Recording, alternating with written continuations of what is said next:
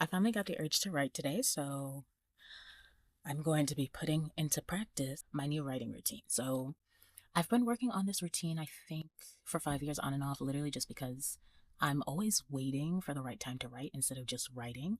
But this routine has saved me many a times when I did not want to write and still managed to make something out of it.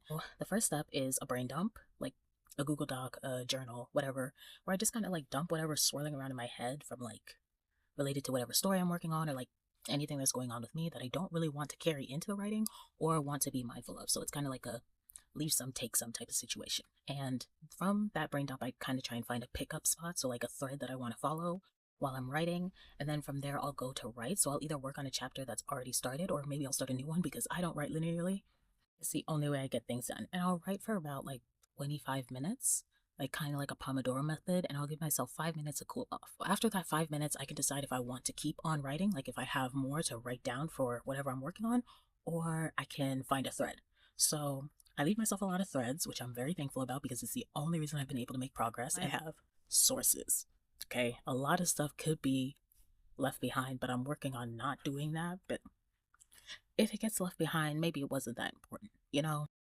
Not everything can be precious. There's that, like with plot threads and stuff like that, that I leave for myself all over that I want to come back to. I also do like music crafting. So, like, I'll make a playlist based on whatever I'm writing about for the day to try and like reinvigorate, like restart those neurons and then listen to that and try and write again to keep the ideas flowing, which is why I have the art journals and I have notes in them. After that is kind of a rinse repeat situation. So I could repeat that whole cycle of like writing for another 25 minutes and then picking up plot threads, or I could do a check in at the brain dump.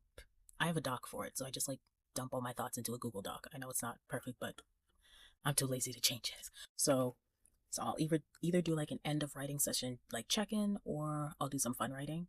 I just got to see where the session takes me, to be honest, because I don't know. I'm in the mood to write. That doesn't always mean I'm going to write something.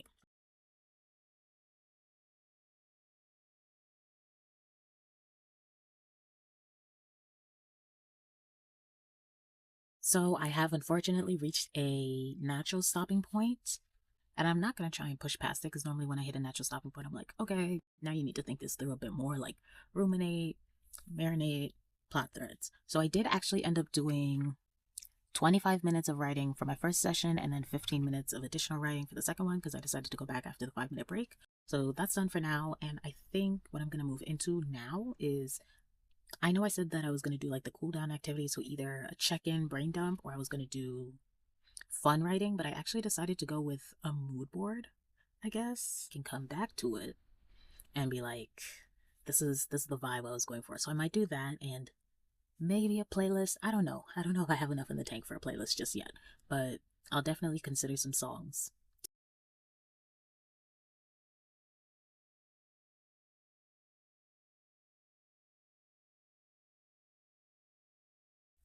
Okay.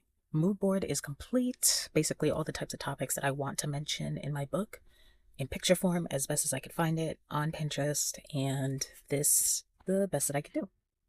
So that's the original right there with all my compilations and stuff like that. That's not all the pictures from the board that I created on Pinterest, but those are the ones that I was able to fit on 8 by 11. And then right here is the printed version.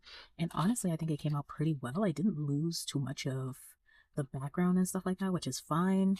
Just lost like the edges. So I'm gonna put this on my wall. Every time I make a mood board, I'm just gonna put it on this back wall so that they can all just go together.